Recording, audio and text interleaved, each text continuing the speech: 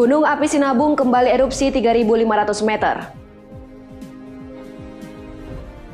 Masuk ke kota Medan, penumpang wajib tes antigen. Bupati Tapanuli Utara rencanakan bangun universitas negeri. Selamat malam pemirsa, selain cuplikan berita tadi, kami juga akan menghadirkan beragam informasi menarik lainnya. Bersama saya Ari Mustika, pemirsa, inilah Sumut hari ini malam selengkapnya.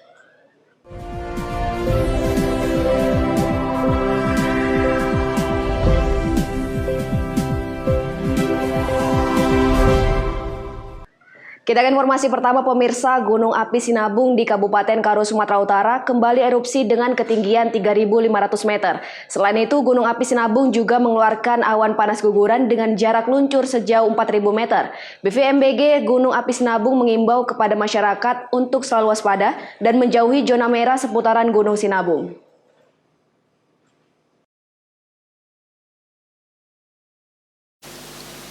Dalam rekaman video CCTV dari pos pemantauan, Gunung api Sinabung di Kabupaten Karo, Sumatera Utara kembali erupsi dengan tinggi kolom abu vulkanik 3.500 meter pada Rabu 19 Mei 2021 pukul 4.48 waktu Indonesia Barat.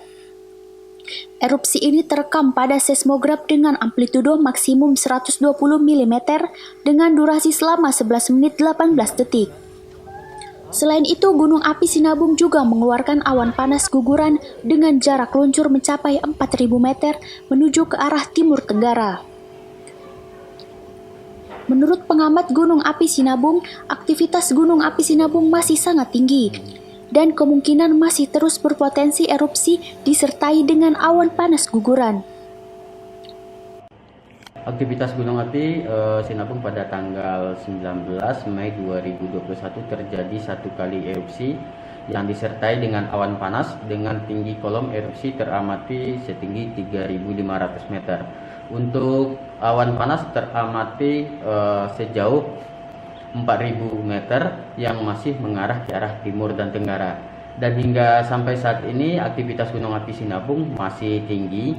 Kita melihat bahwa sampai saat ini masih terekam gempa-gempa hibrid dan low frekuensinya.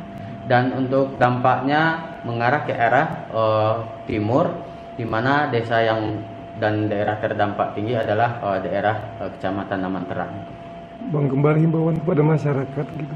Ya, himbauan kita ke masyarakat agar masyarakat senantiasa tidak masuk ke zona merah, mengingat hingga sampai saat ini aktivitas gunung api Sinabung masih cukup tinggi dan sewaktu-waktu bisa terjadi awan panas dan erupsi yang bisa membahayakan bagi keselamatan. Bang, apakah ada laporan abu vulkanik sampai ke Medan, Bang? Ya, untuk sampai saat ini laporan secara detail tidak ada, tetapi informasi dari teman-teman baik media atau yang lainnya memang sampai abu ke kota Medan, tetapi tidak begitu tebal. Pengamat Gunung api Sinabung mengimbau masyarakat untuk tidak memasuki zona merah seputaran Gunung api Sinabung dalam radius 3 km. Pada sektor selatan timur dengan radius 5 km, serta pada sektor timur utara dengan radius 4 km. Serta untuk selalu menggunakan masker apabila terjadi hujan abu untuk mengantisipasi penyakit saluran pernapasan. Chandra Bukit melaporkan untuk Evarina TV. Pemirsa, personel Satres Narkoba Polres Labuhan Batu berhasil menyita sabu 500 gram lebih yang dikemas di dalam 5 bungkus plastik transparan dari 3 tersangka pelaku tindak pidana narkotika yang merupakan jaringan lapas Kota Pinang, Labuhan Batu Selatan, Sumatera Utara.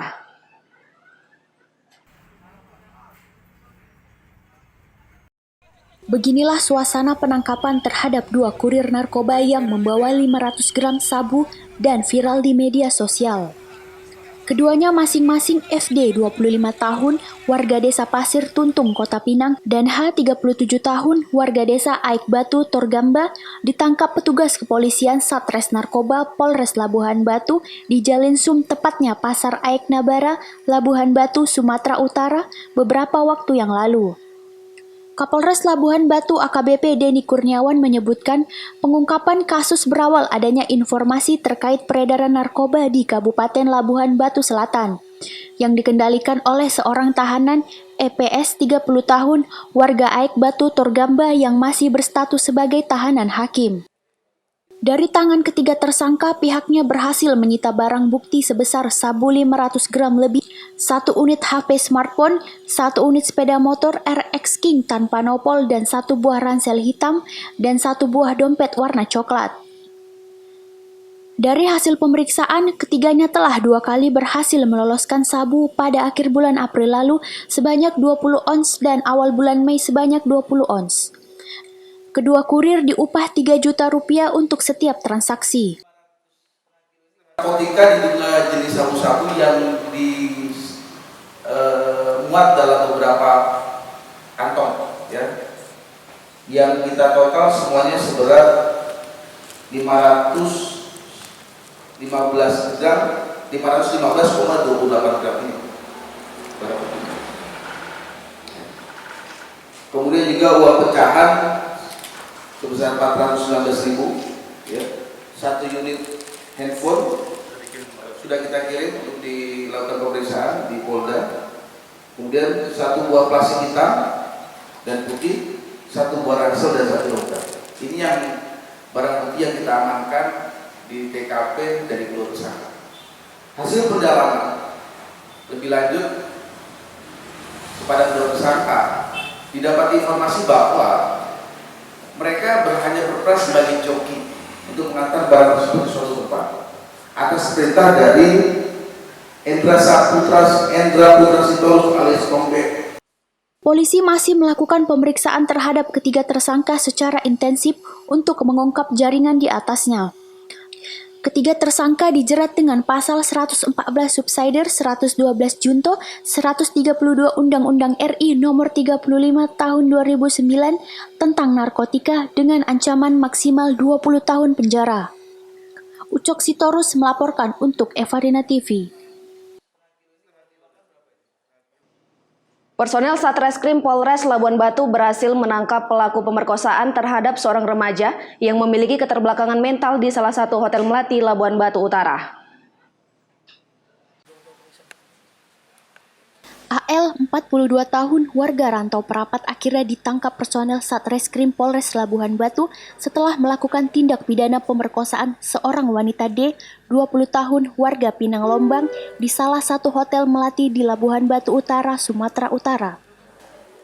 Kapolres Labuhan Batu AKBP Denny Kurniawan menyebutkan bermodus hendak mengusukkan istrinya. Pelaku akhirnya melakukan pemerkosaan terhadap korban yang memiliki keterbelakangan mental di salah satu hotel kelas melati di Pinang Lombang. Pelaku berhasil ditangkap dalam pelariannya setelah pihak kepolisian melakukan penyelidikan data kendaraan pelaku saat berkunjung di hotel tersebut. Pemerkosaan yang dilakukan oleh tersangka kepada seorang wanita yang mengalami keterbelakangan mental, yang dengan bujuk rayunya kemudian korban mengikuti keinginan tersangka dan ini dibawa ke dalam kamar di salah satu hotel di Labuan Batu dan dipaksa untuk melakukan hubungan badan. Korban, kondisi korban gimana, Pak? Berdasarkan hasil visum memang ditemukan perlukaan di daerah organ intim korban, ya. Dan saat ini kita juga sudah melakukan pendampingan kepada korban untuk tidak trauma terhadap kejadian yang dialaminya. Hingga kini korban masih dalam pendampingan pihak kepolisian dan psikolog guna memulihkan trauma akibat peristiwa tersebut. Ucok Sitorus melaporkan untuk Evarina TV. Sumut hari ini masih akan kembali sesaat lagi, tetaplah bersama kami.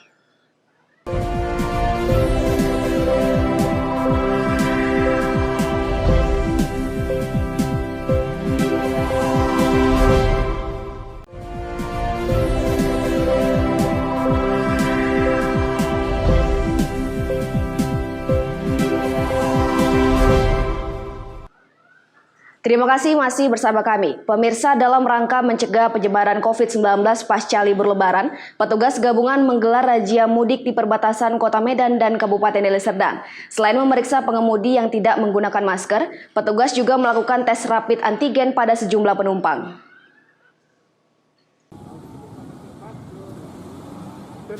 Petugas gabungan yang terdiri dari Polrestabes Medan, TNI, BPBD, dan Dinas Kesehatan Kota Medan menggelar razia mudik di perbatasan Medan Deli Serdang di Jalan Jamit Ginting, Kelurahan Medan Tuntungan. Razia menyasar pada kesediaan surat rapid test antigen dari penumpang yang akan masuk ke Kota Medan maupun sebaliknya. Petugas razia turut menyisir arus balik kendaraan dari Kabupaten Deli Serdang dan Kabupaten Karo. Seluruh kendaraan angkutan umum yang melintas dihentikan dan dilakukan pemeriksaan termasuk penggunaan masker. Kepada penumpang yang terjaring razia tidak memakai masker, petugas memberikan hukuman push-up sebagai efek jerah sekaligus memberikan himbauan langsung. Bagi sejumlah penumpang, petugas melakukan pemilihan secara acak, baik itu angkutan umum maupun pribadi, dan dilakukan pemeriksaan suhu tubuh dan rapid test antigen. Kepala Satuan Bimas Polrestabes Medan Kompol Effendi Sinaga mengatakan, kegiatan penyekatan ini dilakukan untuk meminimalisir penyebaran COVID-19 di Kota Medan.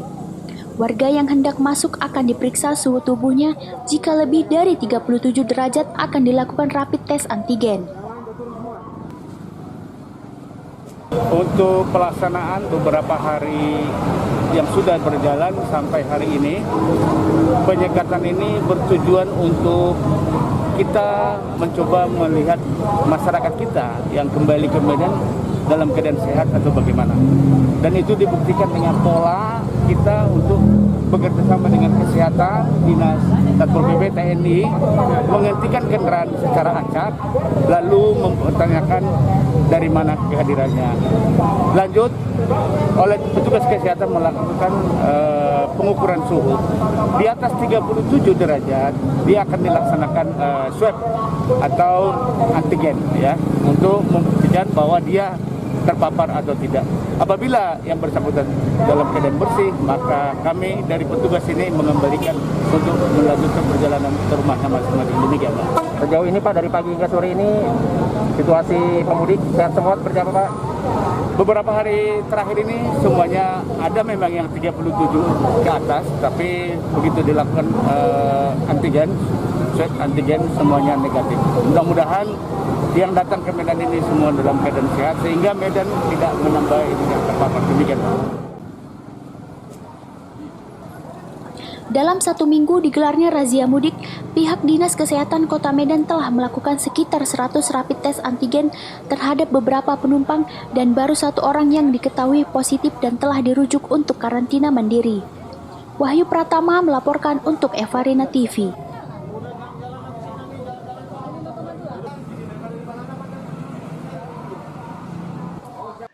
Pemirsa, tingkat pemanfaatan tempat tidur rumah sakit di Kota Medan, Sumatera Utara saat ini sudah mencapai 75%. Hal ini lantaran banyaknya warga dari luar Kota Medan yang dirawat di Medan. Sesuai dengan instruksi Gubernur Sumatera Utara Edi Rahmayadi kepada seluruh daerah termasuk Wali Kota Medan Bobi Nasution, saat ini bed okupansi rate di Sumatera Utara paling tertinggi adalah Kota Medan hingga mencapai 75%. Wali Kota Medan Bobi Nasution mengatakan tingginya okupansi rumah sakit di Kota Medan disebabkan banyaknya pasien COVID-19 dari luar Kota Medan yang dirawat di Kota Medan, sehingga hampir keseluruhan rumah sakit di Medan nyaris penuh. Bobi juga mengimbau seluruh pemerintah kabupaten dan kota yang berada di Sumatera Utara untuk memanfaatkan rumah sakit yang ada di kabupaten atau kota tempat domisilinya sesuai instruksi Gubernur Sumatera Utara, sehingga rumah sakit di Medan tidak krisis ruangan. Bor kita, di Medan yang meningkat ini bor, bed occupation rate yang di Kota Medan ini, ya saya rasa ya kalau di Sumatera Utara pasti paling tinggi lah, karena kita ibu kota. Dan ini tadi disampaikan Pak Gubernur juga untuk beberapa kabupaten kota, ya sama-sama kira-kira masyarakatnya yang masih bisa dirawat di rumah sakit kabupaten kotanya masing-masing. Nih tadi Pak Gubernur menyampaikan seperti itu, kalau bisa di daerah masing-masing, karena memang bor kita itu hari ini ada di 75%. 75% memang lebih dominan itu dari masyarakat ataupun dari warga yang dari luar Medan Oleh karena itu tadi Pak Gubernur juga menginstruksikan agar rumah sakit yang ada di kabupaten kota di luar Medan itu lebih mengajak atau mendahulukan rumah sakit yang ada di daerah. Sebelumnya, Gubernur Sumatera Utara Edi Rahmayadi mendesak seluruh kepala daerah di Sumatera Utara untuk memperketat protokol kesehatan termasuk menutup operasional seluruh tempat hiburan malam yang ada mulai tanggal 18 Mei hingga 31 Mei mendatang. Sebab angka penyebaran COVID-19 di daerah ini cenderung meningkat signifikan pasca libur Lebaran Idul Fitri. Daniel Pekwali melaporkan untuk Evarina TV. Kita ke informasi lainnya, pemirsa. Wali Kota Medan Bobi Nasution melakukan inspeksi mendadak di kantor Lurah Harjosari 2, Kecamatan Medan Amplas. Sidak dilakukan berdasarkan adanya laporan oknum kepala lingkungan yang melakukan pungli atas pengurusan administrasi kependudukan hingga jutaan rupiah. Lingkungan 17. Abang juga. Yang kedua saya sebetulnya munisi sebelumnya Pak Wali. Saat melakukan sidak, Bobi sempat geram karena mendengar ada banyak warga yang menjadi korban pungutan liar oleh oknum kepala lingkungan di Kelurahan Harjosari 2, Kecamatan Medan Amplas, Kota Medan. Berdasarkan keterangan warga, sebagian besar dari mereka merupakan korban dari oknum kepala lingkungan 17 berinisial ES. Warga mengadu kepada Bobi, mereka dipungli masing-masing antara Rp300.000 hingga Rp700.000 untuk pengurusan kartu keluarga atau akta kelahiran. Uangnya lenyap. Bahkan setelah uang diterima, Kepling tersebut tak memproses berkas warga dalam waktu yang cukup lama. Mendengar keluhan warga, Bobi sempat menegur Camat Medan Amplas dan Lurah Harjosari 2. Bobi memerintahkan keduanya untuk memecat oknum Kepling tersebut, sekaligus mendesaknya untuk mengembalikan uang yang dipungut dari warga. Nah, di sini masih kita temukan beberapa masyarakat tadi ngadu, ngurus KK, ngurus akte kelahiran sampai setahun, bayar pula surat pindah aja, ada yang sampai 500.000 tadi ya Bu ya, sampai 500.000, padahal itu nggak ada biaya pungutan biaya sama sekali. Tadi saya sampaikan juga kayak ngurus akte kelahiran itu kan di bawah 60 hari free. Di atas 60 hari itu ada denda. Itu biar kita menstimulus masyarakat agar mengurus akte kelahiran. Nah, ini sudah setahun ngurus akte kelahiran. Nah, ini kan kita bingung seperti ini. Berarti masyarakat sudah mengurus di bawah 60 hari kelahiran anak. Tapi karena pengurusan kita yang lama, jadi dia di atas 60 hari belum keluar juga. Nah, ini apakah kena retribusi atau segala macam? Nah, ini kan kita yang buat kebingungan kita seperti ini. Padahal kesalahan kita sendiri. Saya dua kali. Yang pertama kali kan pada saat itu kan pemerintah ada program BLT UMKM, ya kan? Nah, itu yang ngurus Kepling. Nah, beliau menawarkan sama saya, mau nggak bisa urus? Nah, pada saat oke, saya semua berkas. Saya diminta uangnya, ada pengurusan biaya, kena biayanya, dia bilang. Untuk fee dia lah, ngakunya dia. Lalu yang kedua, setelah saya nikah, saya mau pecah akad dari rumah orang tua saya.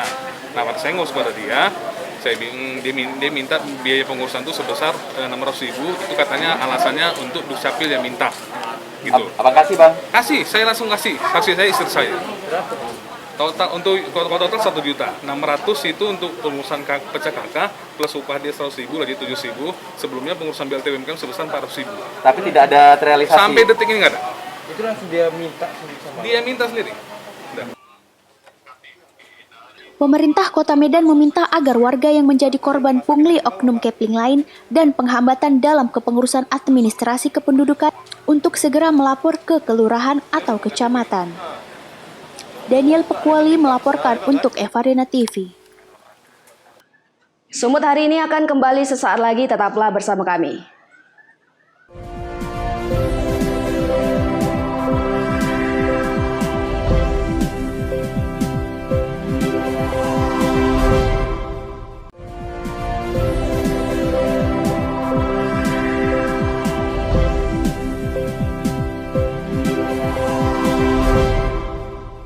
Terima kasih masih bersama kami. Pemirsa, pemerintah Kabupaten Tapanuli Utara mendorong pendirian Pengalian Identitas Institut Agama Kristen Negeri menjadi Universitas Negeri Tapanuli Raya. Pembahasan dilakukan dalam diskusi webinar dengan tokoh Gamki, tokoh pemuda Tapanuli Utara, dan pemerintah.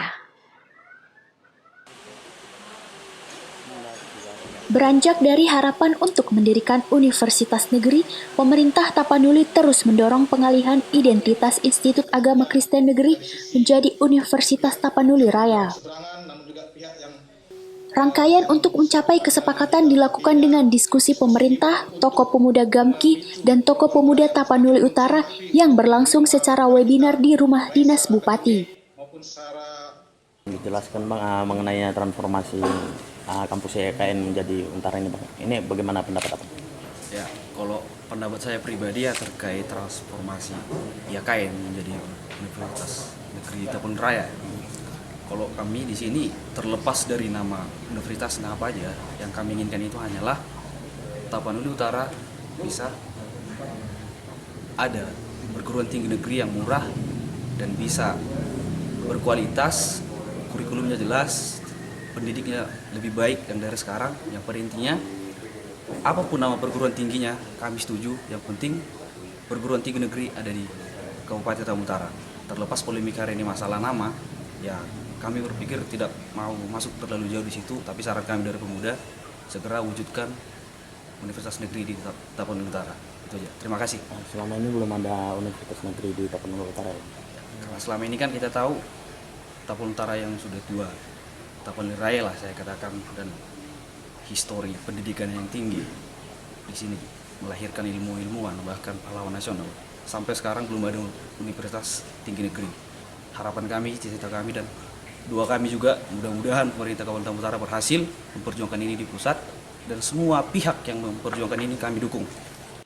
Kajian dan tahapan berbagai program telah dibentuk dalam perjalanan mendirikan Universitas Tapanuli Raya.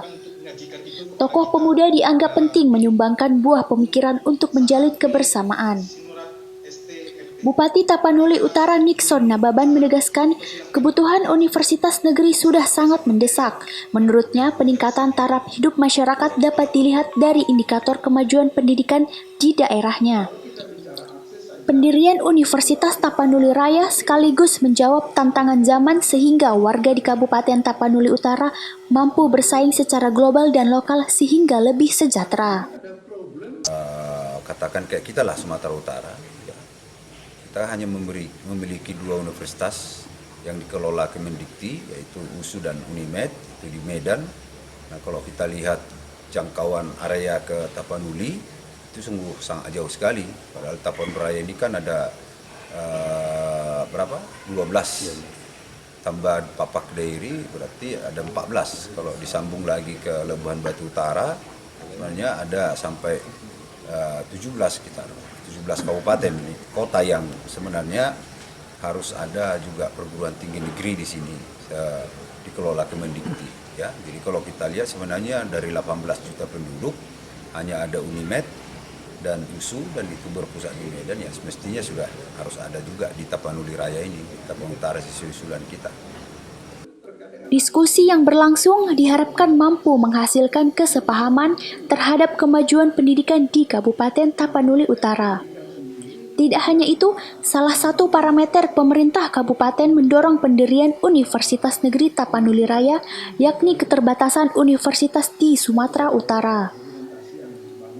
Nixon berpendapat dari 18 juta perkiraan penduduk di Provinsi Sumatera Utara, Universitas Negeri hanya tersedia 2 unit, yakni Universitas Sumatera Utara dan Universitas Negeri Medan dan berada di kota Medan. Kemudian, jarak tempuh dari kota Medan menuju Tapanuli Utara sangat jauh sehingga sulit dijangkau. Pendirian Universitas Tapanuli Raya direncanakan akan menyediakan program studi umum dan tidak terkhusus pada pendidikan tertentu. Hal ini bertujuan untuk memberi banyak peluang ilmu pengetahuan bagi mahasiswa sehingga dapat diaplikasikan untuk dunia kerja. Jamarlin Saragih melaporkan untuk Evarina TV. Ini sebenarnya tuntutan yang suka tidak suka, mau tidak mau harus kita persiapkan. Pemirsa, pelaku pengeroyokan hingga menghilangkan nyawa di Tanjung Balai, Sumatera Utara akhirnya ditangkap polisi. Pemicu perkelahian hanya masalah sepele, yakni pelaku minta pelankan suara musik korban hingga terjadi cekcok. Ibu dari Dandi Irwanda ini menangis histeris saat melihat tubuh anaknya sudah terbujur kaku di Rumah Sakit Umum Kota Tanjung Balai pada Kamis lalu. Ibu korban tak menyangka putranya tewas setelah pamit saat malam Lebaran Idul Fitri kemarin. Dari rekaman CCTV, sebelumnya terjadi perkelahian dengan pengeroyokan oleh sejumlah pemuda.